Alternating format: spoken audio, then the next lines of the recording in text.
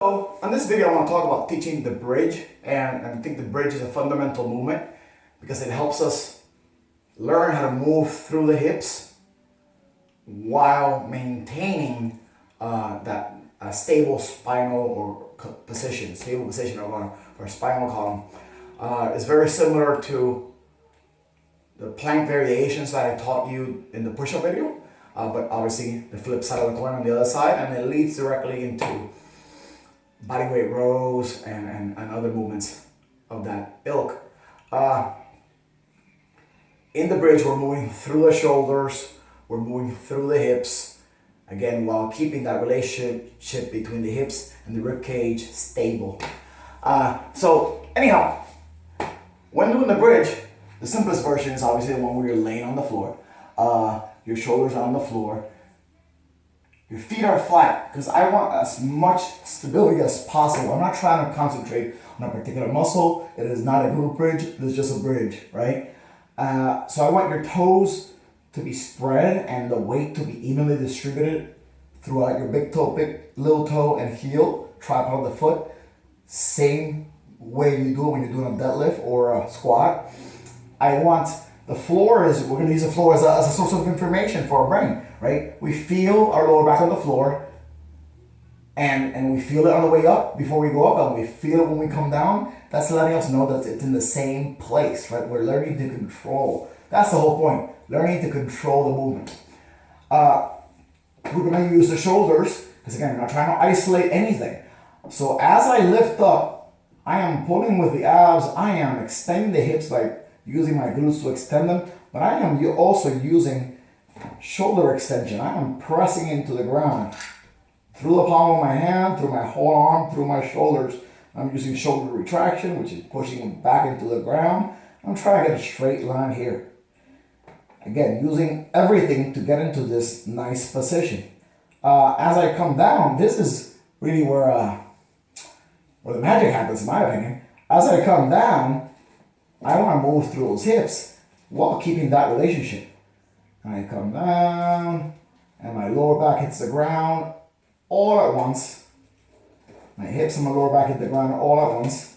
Of course, that's easy, right? It's not easy for everybody, but it's for a lot of people. I'll say most. It comes pretty quickly. So how do we make this more challenging? Well, I like to talk about points of contact. So as we remove points of contact, we remove stability, we make things more challenging. Of course you can load, but that's not what we're talking about today. I'm sorry, this is not a how using heavy bridges to build your glutes video. That's not what I do. I'm using the bridge to teach you how to lift heavy-ish stuff, and move well, right? So anyhow, so we can remove points of contact. And the first place we can remove points of contact is obviously the feet, right? So as you lift, when you're up here,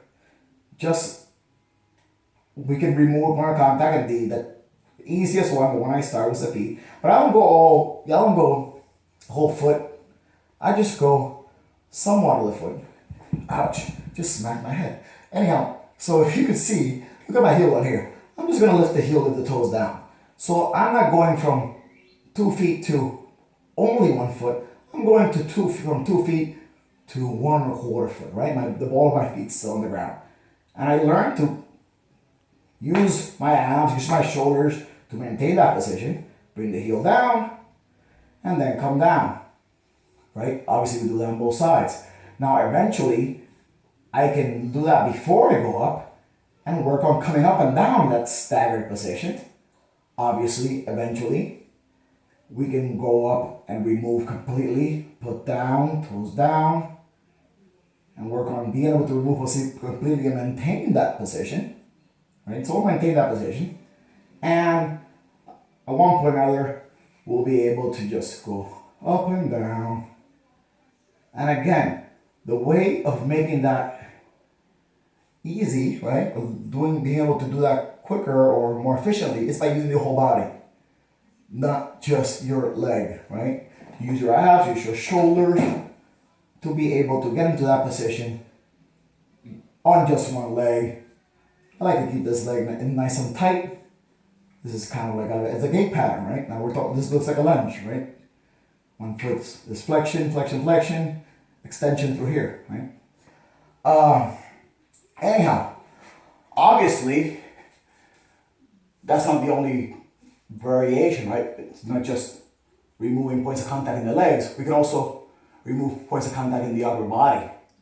And one of my favorite ways of doing that, right, is by starting doing the bridge off the hands, right?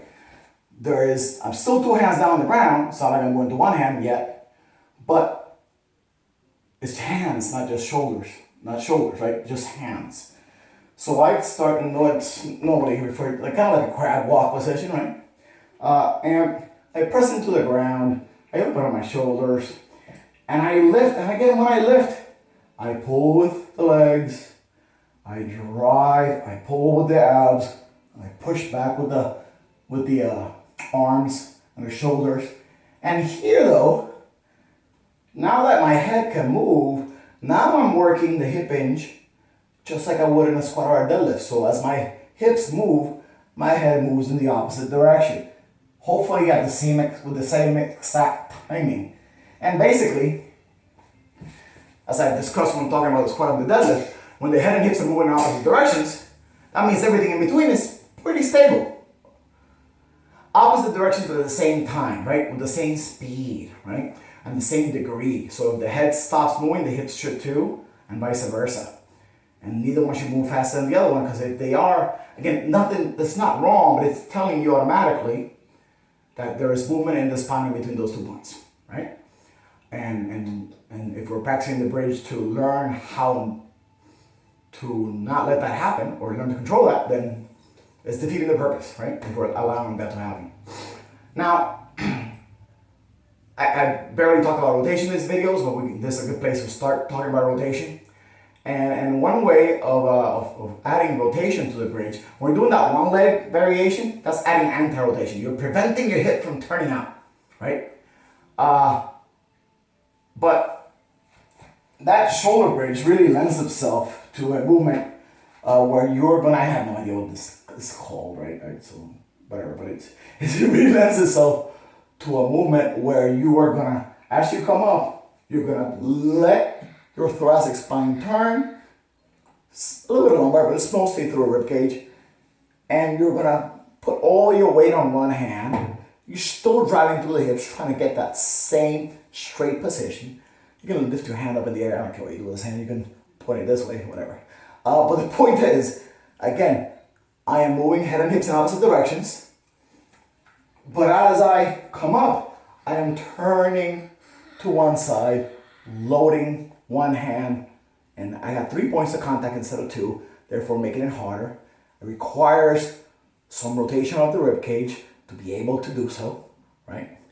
And just making it slightly more challenging, or a lot more challenging depending on who you are. Now, so again, that would be adding an active rotation versus before with the one leg taking off the ground variations.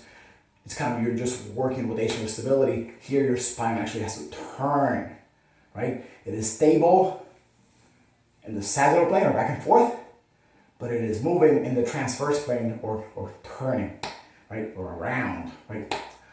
I'm